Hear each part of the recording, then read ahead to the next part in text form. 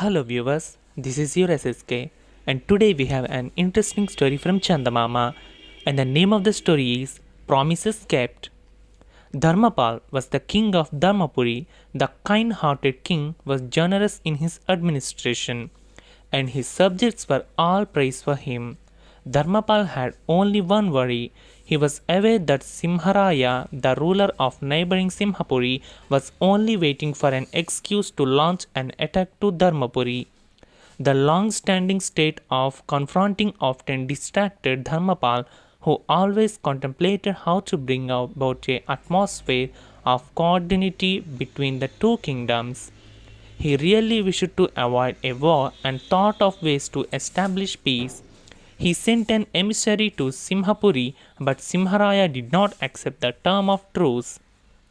He slowly strengthened his army so that he could strike at an opportune moment.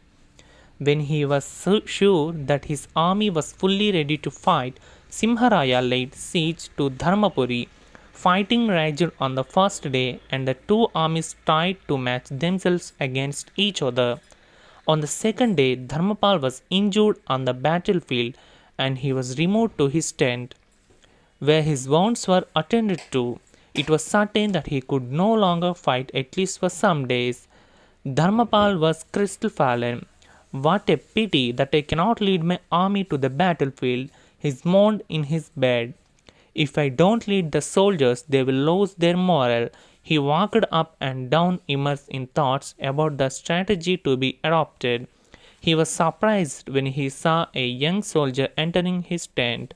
He bowed low and said, "Your Majesty, I am one of the new recruiters of your army. My name is Amar Singh.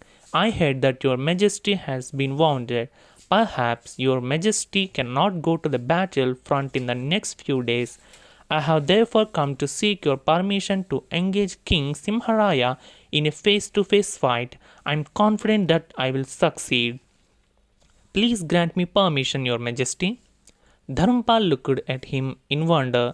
Just a soldier, yet he was exuding confidence that he would be able to King Simharaya. "Was it ever possible? Do you think you can accomplish what you state?" said the king unbelievingly. "Simharaya has come with a strong army. How then can you confront him all alone and engage him in a fight? Have you adequate with your skills? And how can you achieve with your experience? Perhaps you are overconfident, aren't you?" "Your Majesty, I have acquired enough experience," replied the soldier. "My grandmother used to tell me stories of heroic deeds. I used to dream of becoming a hero myself. So my aim is to seek an opportunity to achieve my ambition in life." Dharmapal was now more or less convinced that the soldier was at least sincere. "All right, and if you achieve your mission, what do you wish by way of remuneration?" "That I shall tell you, your Majesty, after I kill Simharaya," the young man said proudly. "As you wish," responded King Dharmapal. "I gave you permission if you assure me that you would kill Simharaya in single combat. Let me know how brave you are and how you keep your word." As soon as the young soldier departed, the king sent for his commander and told him about the visit of Amar Singh. "He has given me his word that he would kill Simharaya. If he succeeds, then we shall ask him to lead the army against our army. What do you say?" The commander only nodded his head and did not make any comments. On the third day, there were surprises one after the other. Amar Singh could be seen as lightning, fighting from every possible corner.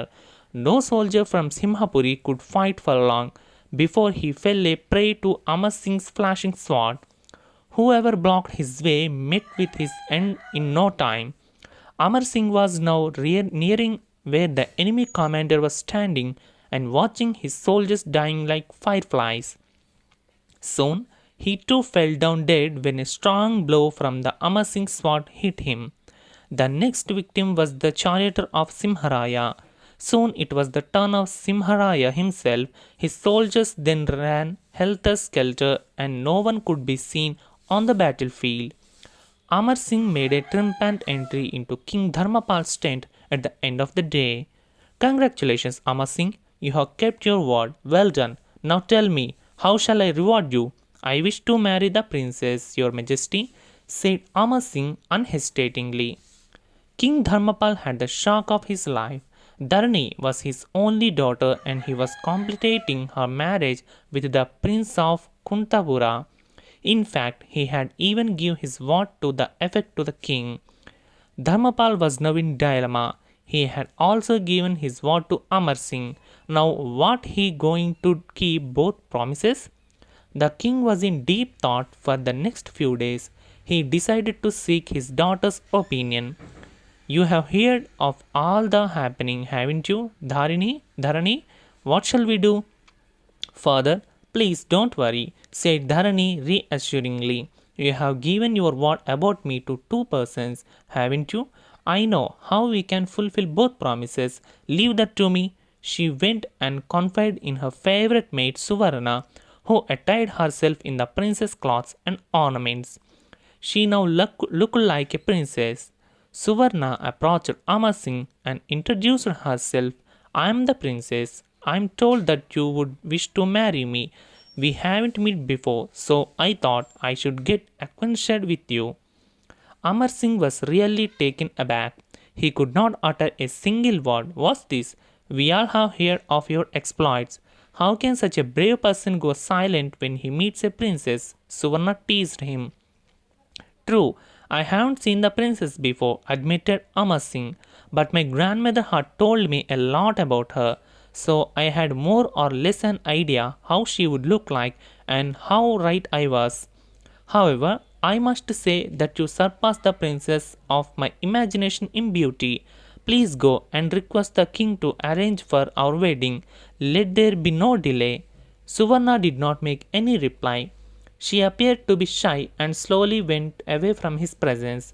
She reported all that happened, first to Princess Dharani and then King Dharmapal.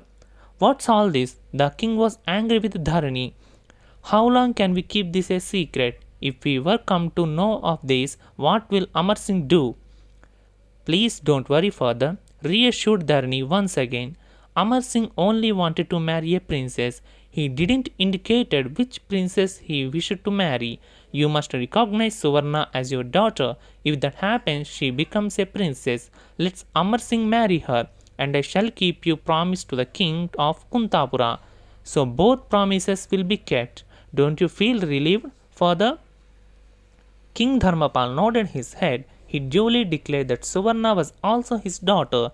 Amar Singh, after all, did get a princess for his wife, Princess Suvarna.